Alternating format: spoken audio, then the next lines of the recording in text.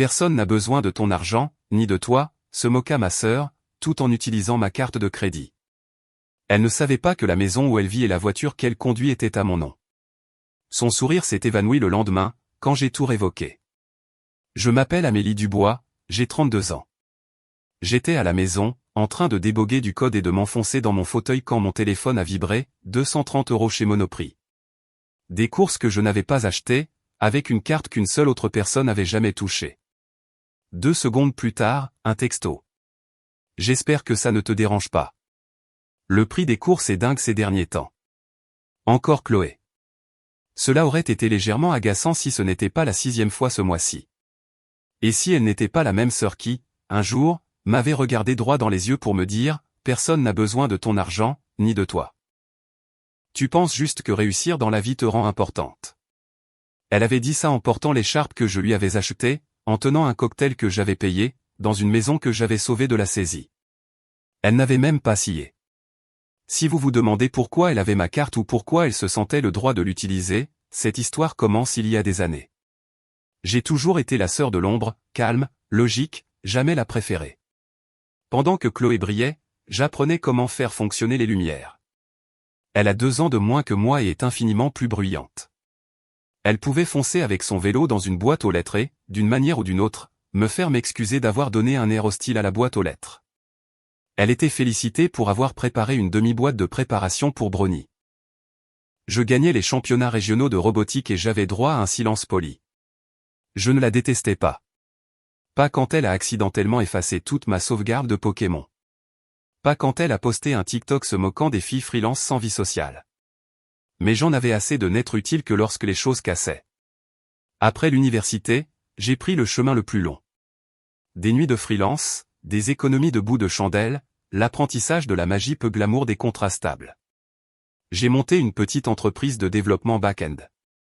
Rien de tape à accent grave-l'œil, juste de la constance, pas de sauvetage financier. Pendant ce temps, Chloé a papillonné entre les combines d'influenceuses, les représentations de cosmétiques, un certificat de coach de vie obtenu en une semaine. Elle a démissionné parce que tout le monde était trop négatif. Puis papa est mort.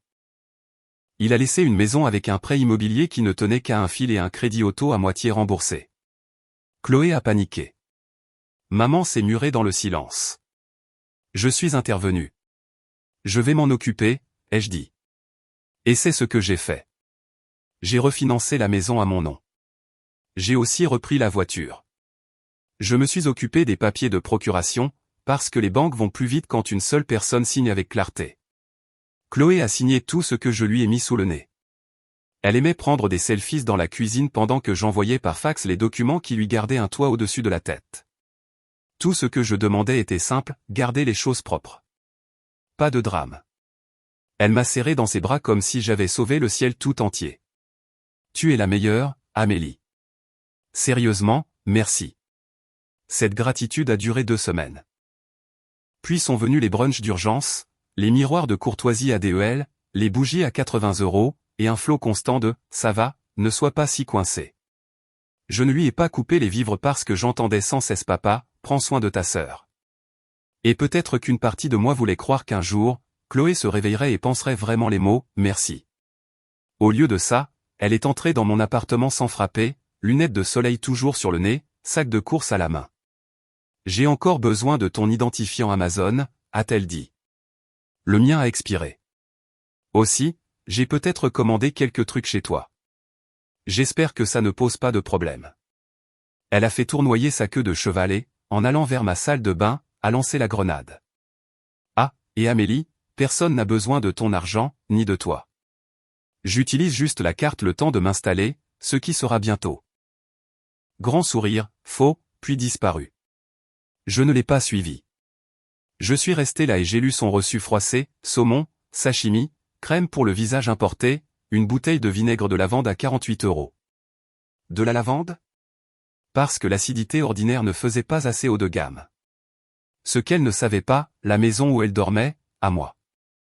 La voiture dans laquelle elle se filmait, à moi. Le contrôle légal dans le tiroir de mon bureau, toujours à moi. Demain, ai-je pensé, elle apprendra ce qui se passe quand personne ne dit rien. Le lendemain matin, je n'ai pas ouvert mon ordinateur portable.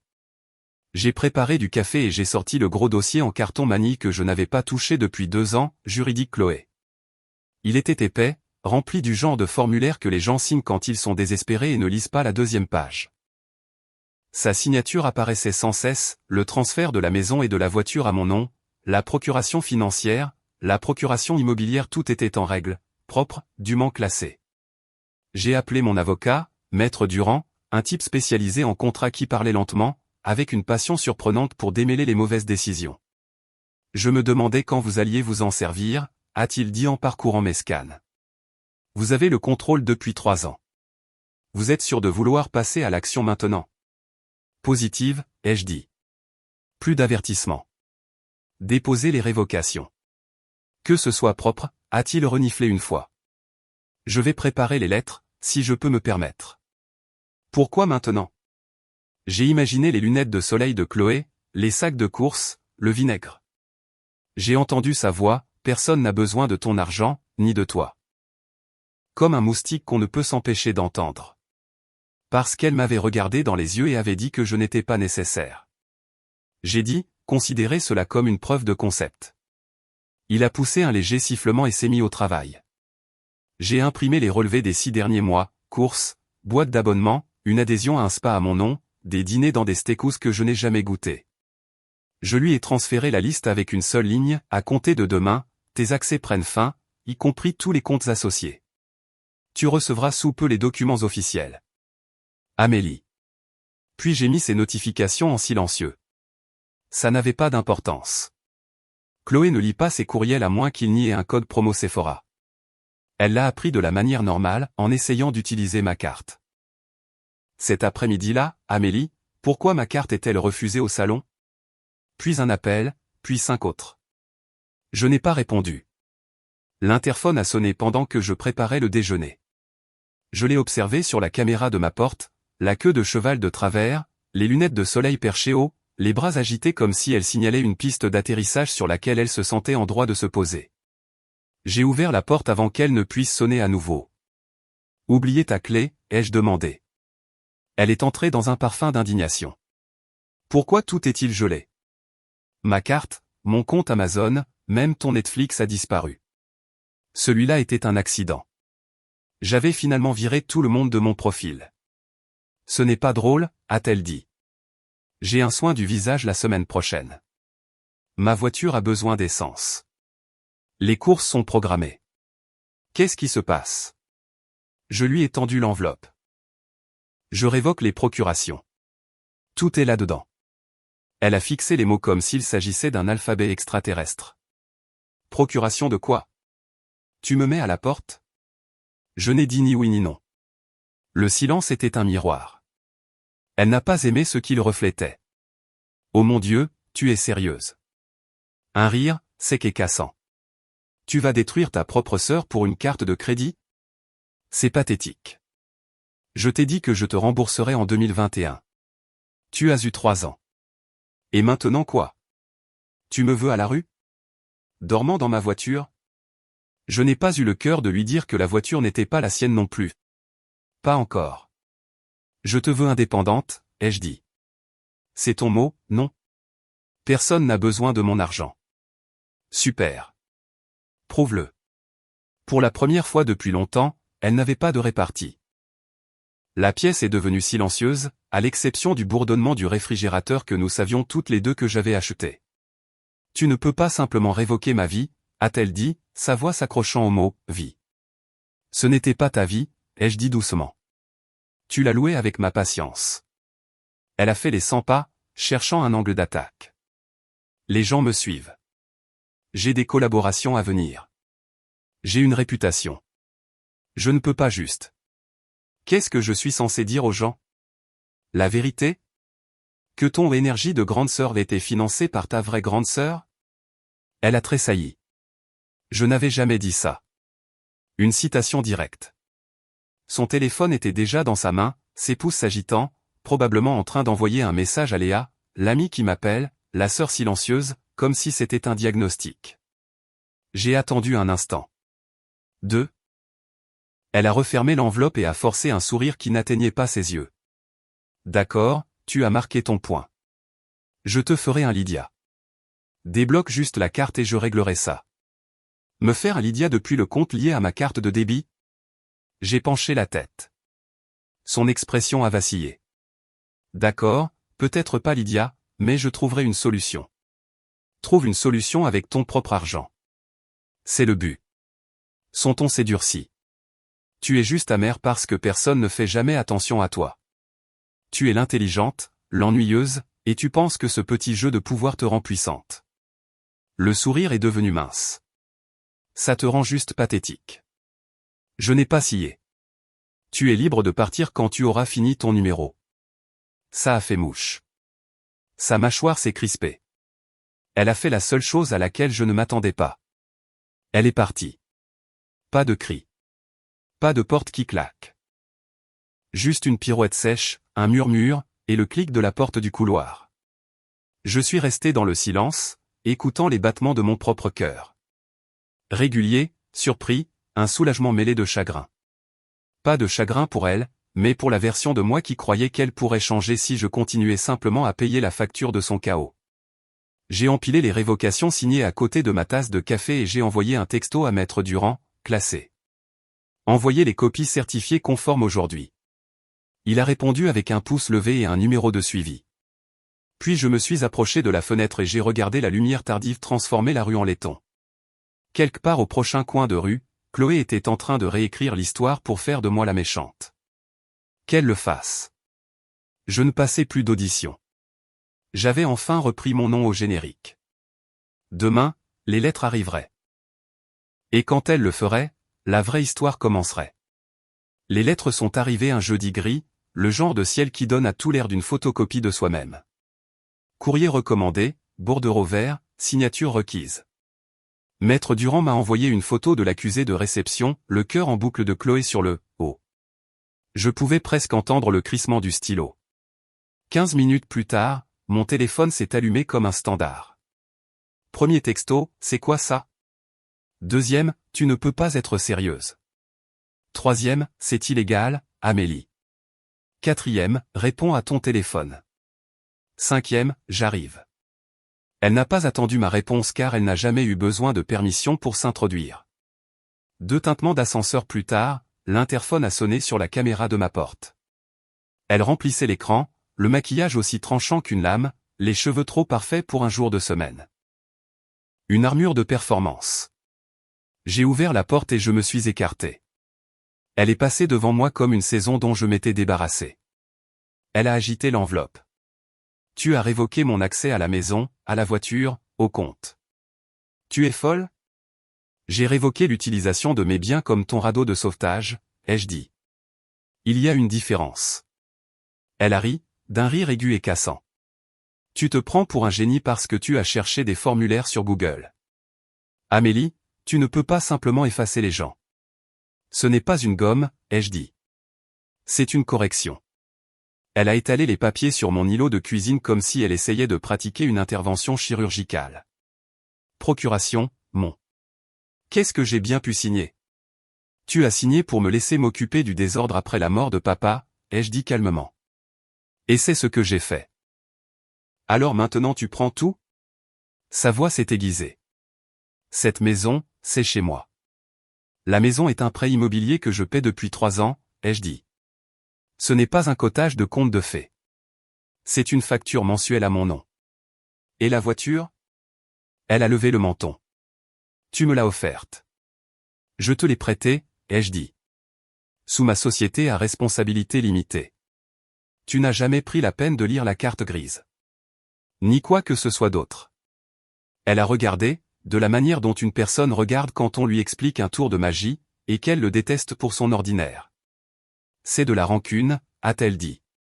Parce que tu es seul. Parce que personne ne regarde tes stories. Je ne poste pas de stories, ai-je dit.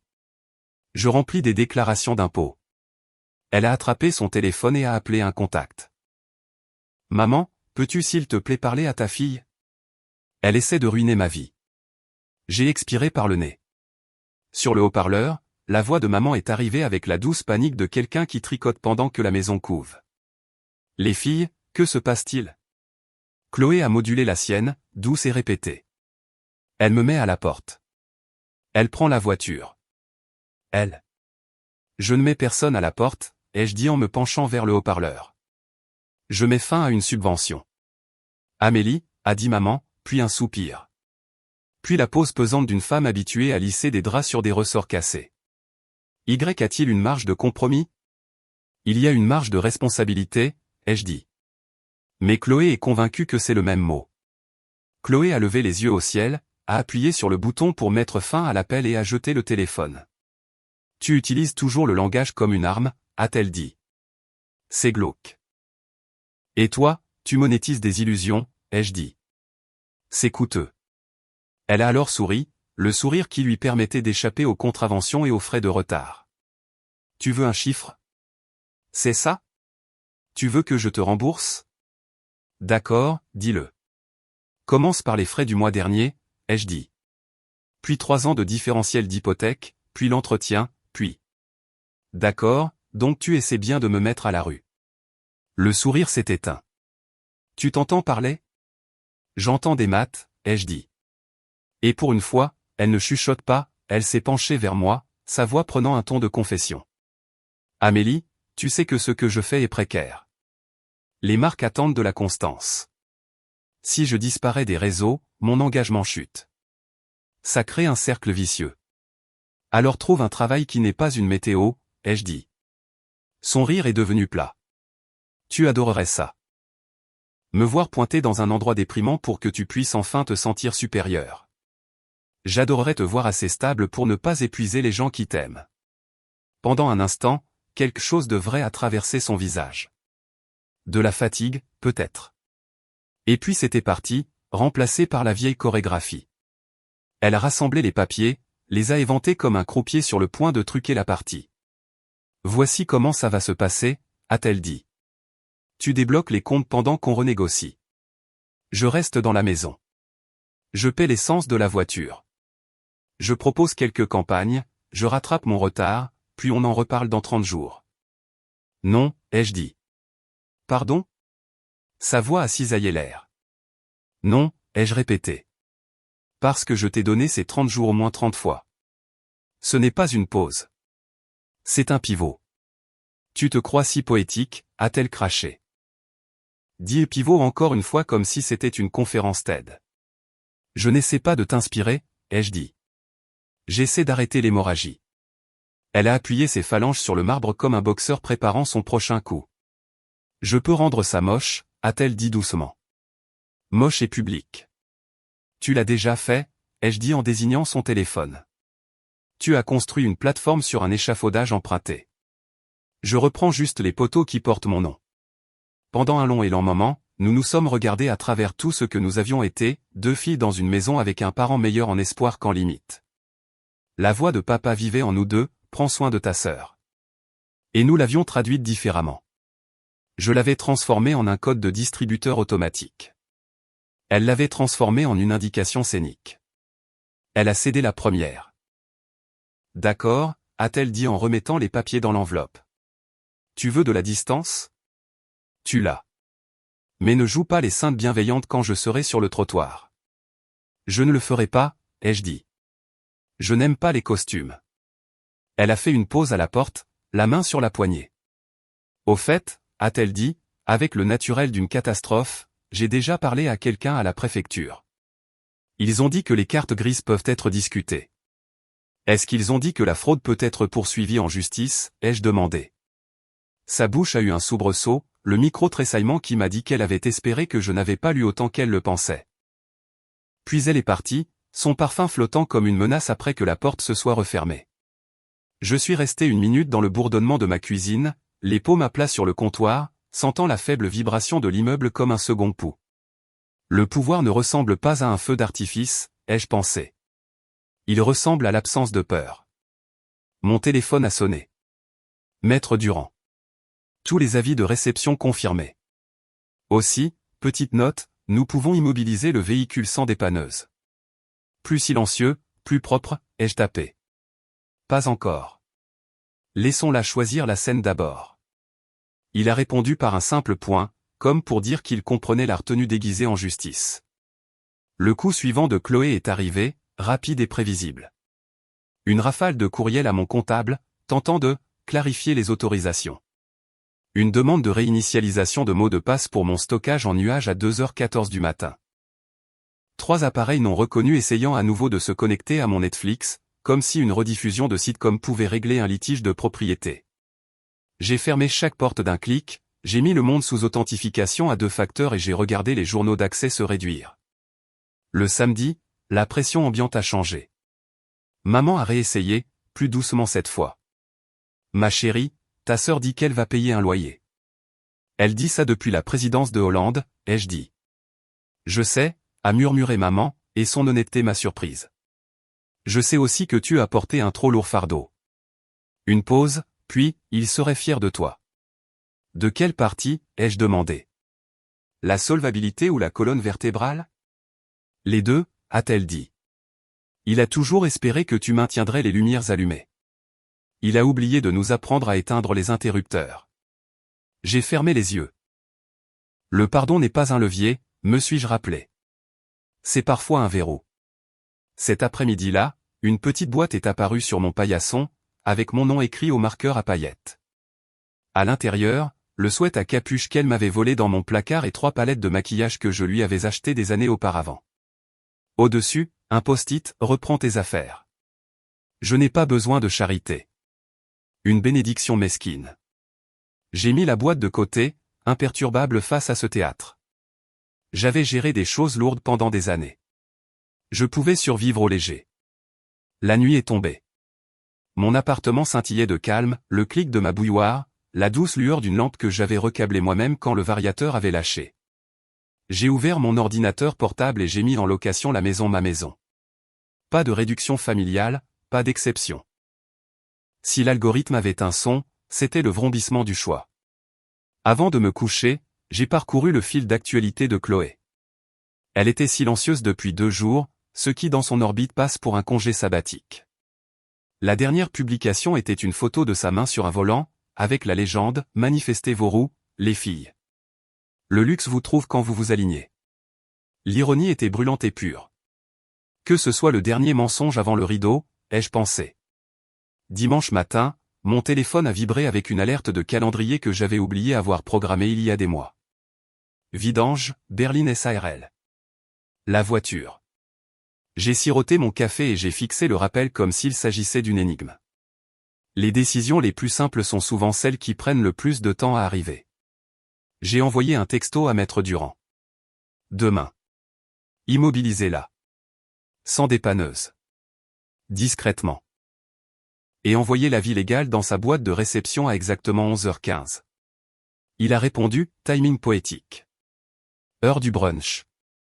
J'ai écrit, public garanti. Cruel, a-t-il tapé. Puis, un instant plus tard, efficace.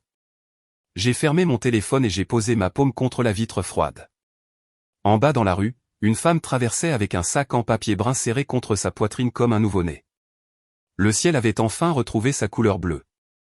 Dans le reflet, mon visage ressemblait à ce que je ressentais, fatigué et certain. Je ne mettais pas fin à ma sœur. Je mettais fin à la subvention qui lui permettait de prétendre que la gravité ne s'appliquait pas. Chloé pensait que le monde lui devait de la douceur. Je savais que la facture arrive toujours. Quand on a passé assez de temps à attraper des couteaux, on n'est plus impressionné par leur tranchant. Demain, le moteur se transformerait en réponse. Demain, son public entendrait le son que fait la vérité quand elle refuse de démarrer. Et quelque part entre la caméra et son sourire, une histoire calerait enfin assez longtemps pour se voir elle-même.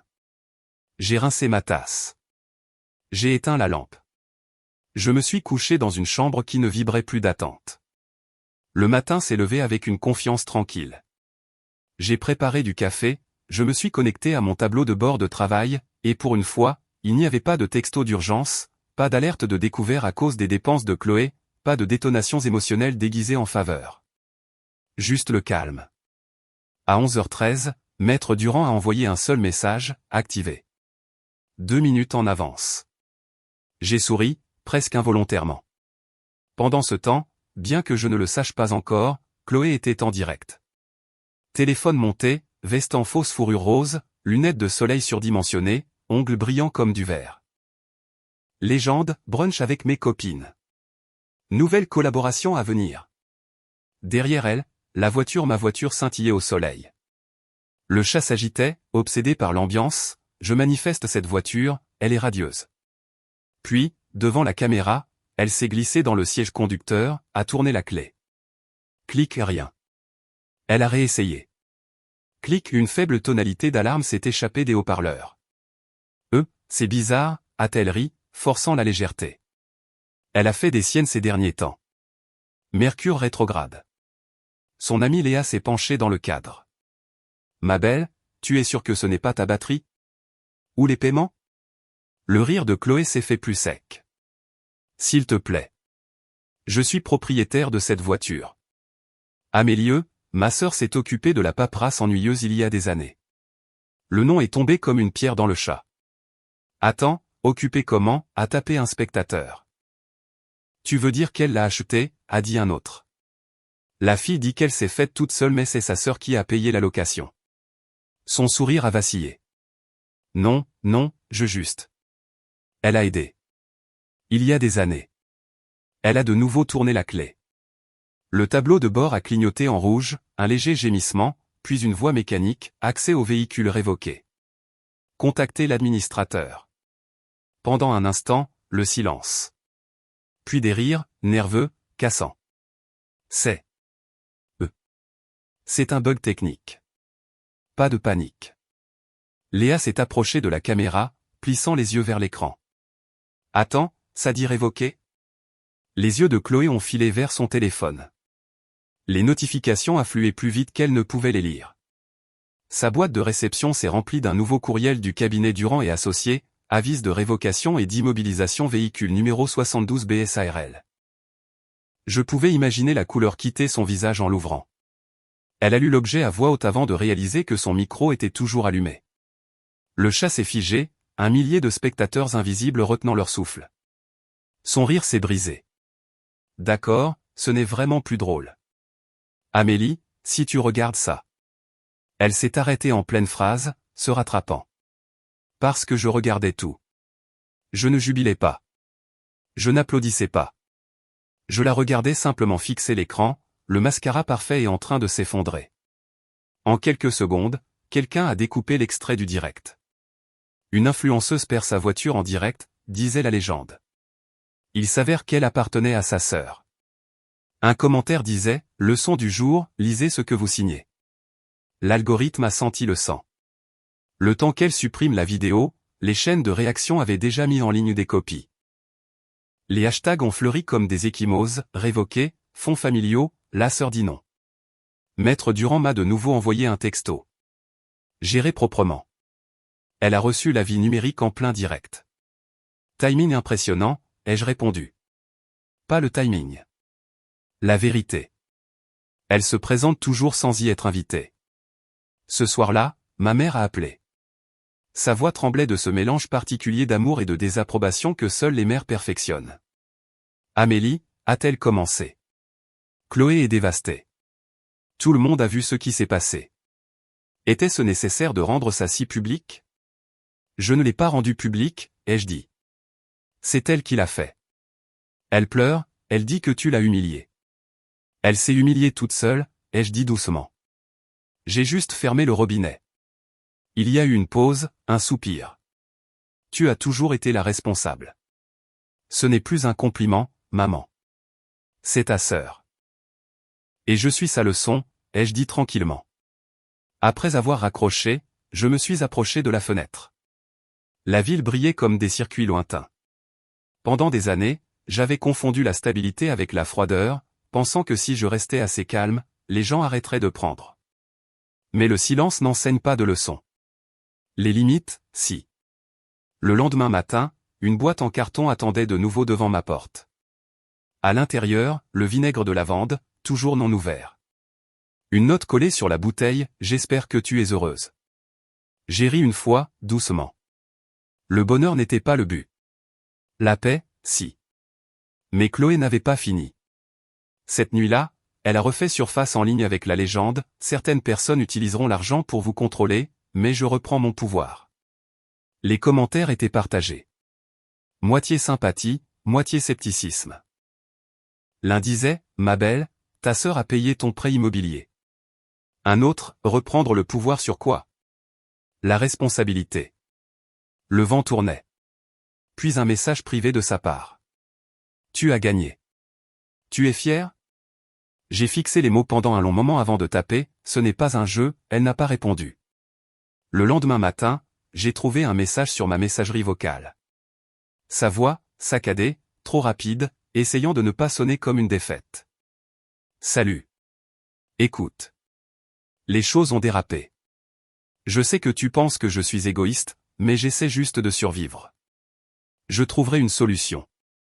Juste, s'il te plaît. Ne touche pas à la maison. La voilà. La peur qu'elle avait feint de ne pas ressentir. La seule vérité derrière toutes les paillettes. Je n'ai pas rappelé. Au lieu de ça, je suis passé en voiture devant la maison ce soir-là. Pas pour jubiler, pour regarder. La lumière du porche était éteinte. La cour était jonchée de boîtes. Et dans l'allée se trouvait la voiture, immobile. Sa voiture, ma voiture. Pour une fois, pas de caméra, pas de public, juste Chloé, assise sur les marches du porche, la tête dans les mains, fixant le sol. J'ai failli baisser ma vitre. Failli. Mais je ne l'ai pas fait, parce que parfois, le silence dit tout. Cette nuit-là, allongé dans mon lit, j'ai réalisé quelque chose de simple et de terrifiant. Elle n'était pas la seule que j'avais sauvée. Je m'étais sauvé moi-même de la peur d'être déplaisante, d'être la méchante sœur, d'être incomprise. Mais on ne peut pas guérir dans la même histoire qui vous a brisé, et la mienne avait enfin atteint la dernière ligne. J'ai éteint mon téléphone et, pour la première fois depuis des années, j'ai dormi sans rêver de dette. 3 jours se sont écoulés avant la prochaine vague. À ce moment-là, Internet avait trouvé un nouveau scandale, et le public de Chloé était passé au drame de quelqu'un d'autre. Mais le silence ne signifie pas la reddition. Il signifie la préparation. Son premier coup est venu discrètement. Une rafale de paperasse déposée à la préfecture, une tentative de transfert. Elle a essayé d'enregistrer ma voiture à son nom, armée de rien d'autre que de charme, d'une confiance feinte, et d'une méconnaissance de ce que signifiait la propriété légale. Maître Durand m'a appelé, l'amusement lourd dans sa voix. Elle a vraiment cru qu'une manucure et une signature pouvaient annuler vos documents, a-t-il dit. Et maintenant, ai-je demandé. Elle recevra une lettre de rejet polie. La poésie bureaucratique dans toute sa splendeur. Cet après-midi-là, maman a de nouveau appelé. Ta sœur est embarrassée, Amélie, a-t-elle dit doucement. Les gens jacassent. Elle dit que tu l'as humiliée. Je n'ai pas posté son direct, ai-je répondu. Elle a fait ça toute seule. Elle demande si tu la laisseras rester dans la maison jusqu'à ce qu'elle trouve un nouvel endroit. Elle a eu 3 ans pour trouver un nouvel endroit, maman. Je sais, a-t-elle soupiré, la voix se brisant sur les bords. Mais c'est la famille. Moi aussi. Silence. Le genre qui traîne les pieds. Je me suis un peu adouci. Je n'essaie pas de détruire sa vie, maman. J'ai juste fini de la payer. Elle dit qu'elle va trouver un travail. Elle dit ça depuis qu'elle a découvert les hashtags. Cela a mis fin à l'appel. Mais la culpabilité a une façon de persister comme une odeur.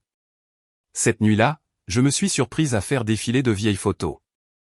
Anniversaire, vacances, le dernier Thanksgiving que nous avons eu ensemble avant le décès de papa.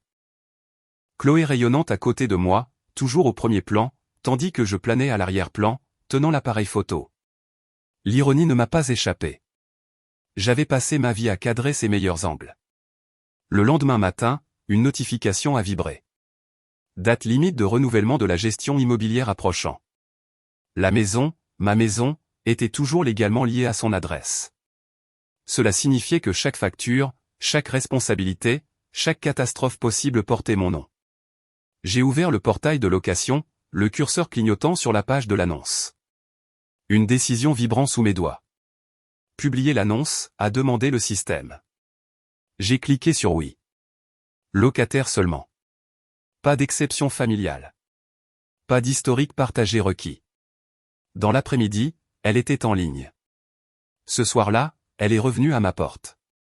Pas en colère cette fois. Pas blindée de pointe de créateur. Juste petite. Les cheveux en chignon désordonné, un sweat à capuche l'engloutissant. Les yeux cerclés de rouge par les larmes ou peut-être l'épuisement. J'ai vu l'annonce, a-t-elle dit, la voix à peine audible. Tu me mets vraiment à la porte. J'ai hoché la tête. Le bail n'a jamais été à toi. Tu étais une invitée. Elle a dégluti difficilement. Je n'ai nulle part où aller. Tu as plein d'amis. Elle a eu un rire amer. Ils ont arrêté de répondre après que j'ai perdu la voiture. Je n'ai pas dit, alors ce n'étaient pas des amis. Elle le savait déjà. Je vais trouver un travail, a-t-elle dit rapidement. Je paierai le loyer. Un vrai loyer. Je le promets. Tu l'as déjà promis. Cette fois, je le pense vraiment. Moi aussi, ai-je dit calmement, quand j'ai dit que j'en avais fini. Elle a cligné des yeux rapidement, les larmes tremblant mais ne tombant pas, tu sais que papa voulait que tu prennes soin de moi. Je me suis figé. C'était sa carte maîtresse. Celle qui me brisait à chaque fois. Mais pas cette fois. Il voulait que je veille sur toi, ai-je dit. Pas que je te porte. Elle a regardé, stupéfaite, comme si elle ne m'avait jamais vu auparavant. Et peut-être qu'elle ne m'avait jamais vu. Peut-être qu'elle n'avait connu que la version de moi qui disait oui. J'ai ouvert la porte plus grand. Tu as un mois, ai-je dit doucement. Après ça, les nouveaux locataires emménagent. Elle n'a pas argumenté, n'a pas maudit, n'a pas pleuré.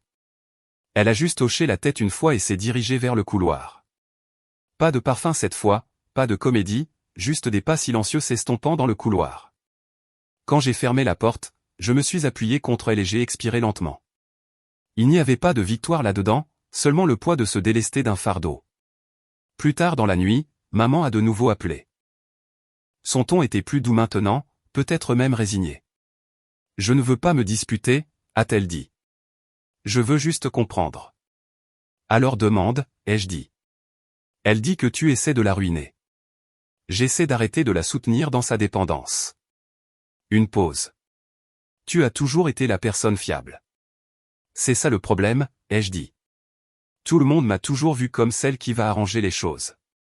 Personne ne m'a jamais demandé comment j'allais, juste quand j'allais intervenir la prochaine fois. Elle est restée silencieuse un moment, puis elle a murmuré, « Tu es en colère ?» Non, ai-je dit. Je suis fatigué. Pour la première fois, elle n'a pas défendu Chloé. Elle a juste soupiré. Peut-être qu'il est temps que nous arrêtions tous de prétendre qu'elle est la seule à souffrir. Après l'appel, je me suis assise près de ma fenêtre avec une tasse de thé. Dehors, le monde semblait lavé par la pluie. Au loin, la ville brillait, vive mais inaccessible. J'ai regardé les phares défiler les uns après les autres, chacun transportant des gens que je ne connaîtrais jamais, chacun avançant. C'était ça la différence. Maintenant, Chloé voulait être sauvée. Je voulais être libéré. J'ai éteint mon téléphone et, pour la première fois, le silence ne m'a pas fait mal. Il s'est installé. Et dans cette quiétude, j'ai réalisé que le coût de la gentillesse sans limite n'est pas l'argent, c'est l'identité. Et j'avais enfin fini de payer cette facture. Demain, le compte à rebours de ces 30 derniers jours commencerait. Demain, je me réveillerai libéré de l'illusion que sauver quelqu'un est la même chose que l'aimer. Parce que l'amour sans limite n'est pas du tout de l'amour. C'est une dette déguisée en dévotion, et j'avais fini de percevoir les intérêts. Jour 28, le dernier lever de soleil d'une histoire partagée. Je suis passé en voiture devant la maison une dernière fois, non par rancune, juste pour confirmation. Les lumières du porche étaient éteintes, les rideaux à moitié tirés. Des boîtes en carton s'appuyaient contre la balustrade, affaissées comme des soldats fatigués. Et collé à l'intérieur de la porte vitrée, il y avait une note. 2 mots, clé boîte aux lettres. Signé seulement d'une seule lettre, c'est pas d'excuses, pas de « merci », juste la ponctuation minimaliste de la défaite. J'ai garé la voiture et je suis monté sur le porche. La porte a grincé quand je l'ai ouverte fatiguée, mais pas en colère. L'air sentait le parfum essayant de cacher la réalité, vanille et regret. À l'intérieur, l'endroit avait l'air presque propre. Almost. Le genre de propreté qu'on fait quand on efface des preuves, pas quand on fait la paix. Une plante artificielle renversée dans un coin, les racines apparentes. Un tableau de visualisation tordu toujours collé au mur du couloir, des mots écrits au stylo à paillettes, s'enroulant sur les bords. Posséder un Penthouse avant 30 ans. Énergie des pierres précieuses. Un autre disait, manifester la richesse, pas le stress. J'ai ri une fois, doucement, pas cruellement. La seule richesse dans cette maison avait été la mienne. La cuisine était vide. Elle a pris la friteuse à air, le mixeur, le plateau à fromage en marbre qu'elle n'a jamais utilisé. Elle a laissé derrière elle du lait d'avoine périmé et une seule dosette de café. La salle de bain était impeccable, à l'exception d'un tiroir. À l'intérieur, une palette de fond de teint fissuré que je lui avais acheté des années auparavant, à l'époque où elle lançait sa phase, soutenait ma marque. Elle disait que c'était la couleur du pouvoir. Maintenant, ça ressemblait à un regret beige. Je n'ai rien pris. Je n'ai rien jeté non plus. J'ai juste traversé chaque pièce, sentant le fantôme de toutes les versions de moi qui avaient essayé de la sauver. Et une par une, je les ai laissées partir. Au moment où j'ai atteint le salon, je n'étais pas en colère. Je n'étais même pas triste. Juste vide, d'une manière qui semblait enfin propre. Le lendemain après-midi, Maître Durand a appelé. Juste pour confirmer, a-t-il dit. Chloé a quitté les lieux. La résiliation du bail est finalisée. Les locataires emménagent mardi. Des problèmes?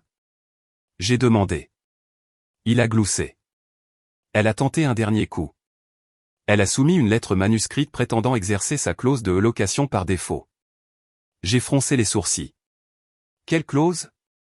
Il n'y a pas de clause, a-t-il dit, amusé. Elle a probablement piqué l'expression dans une série judiciaire. Je me suis pincé l'arête du nez. Elle se prend pour une avocate maintenant, ou du moins une figurante dans Suits, a-t-il dit. Quoi qu'il en soit, ça n'a pas marché. J'ai expiré, longuement et pleinement. Merci. Il a fait une pause. Vous savez, la plupart des gens dans votre situation auraient cédé. Lui aurait donné un autre mois, peut-être même acheté un matelas pour son nouvel endroit. J'étais la plupart des gens, avant, ai-je dit. Eh bien, a-t-il dit, souriant à travers le téléphone, rappelez-moi de ne pas me mettre de votre mauvais côté.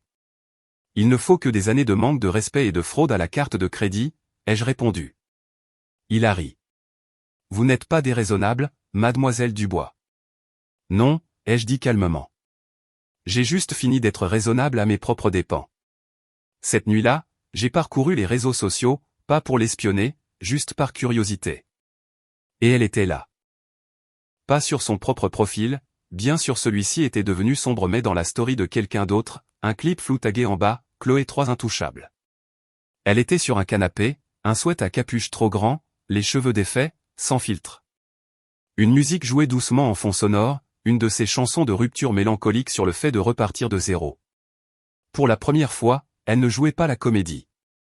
Pas de légende, pas de placement de produit, pas de luxe emprunté dans le cadre. Juste Chloé.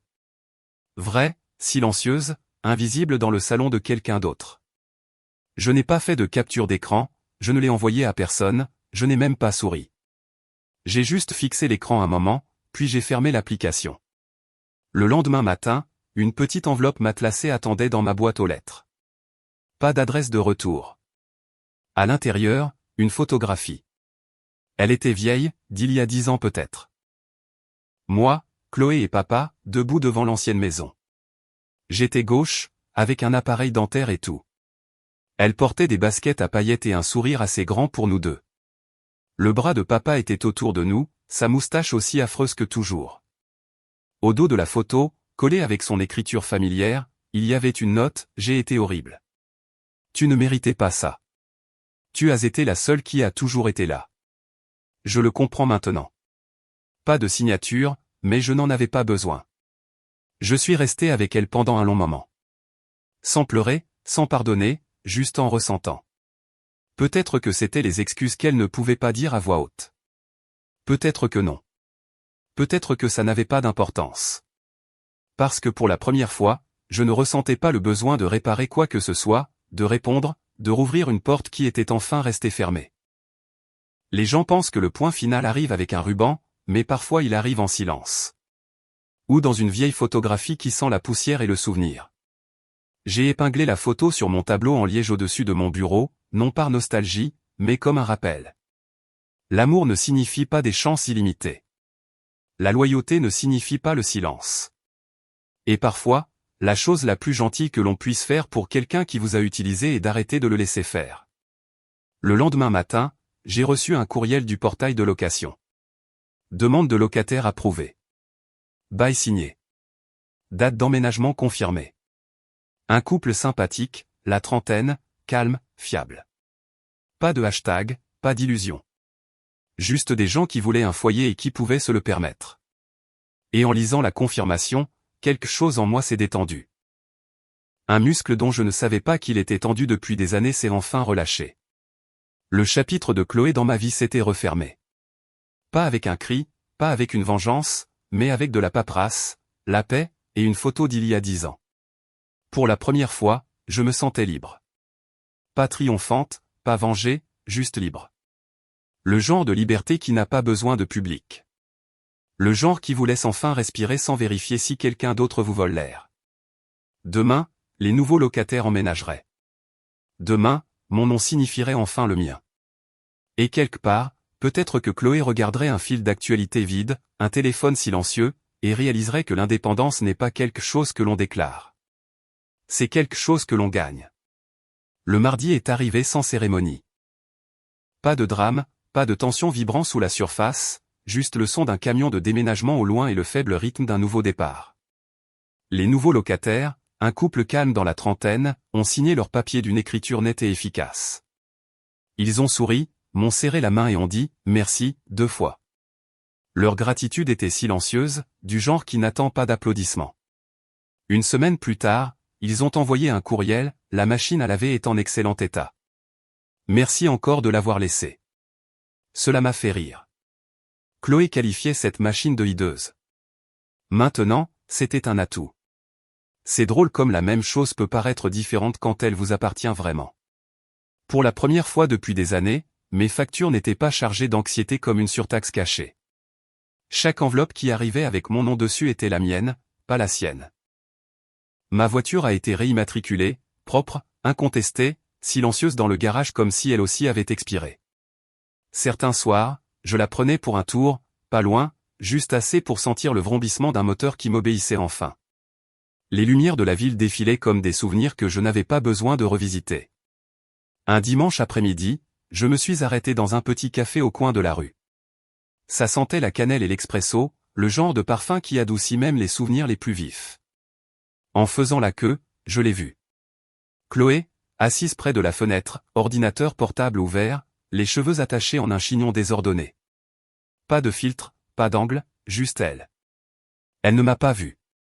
Ou peut-être qu'elle m'a vu et a décidé de laisser passer le moment. Quoi qu'il en soit, je n'ai pas fait de signe de la main, je n'ai pas interrompu, je n'ai pas jubilé.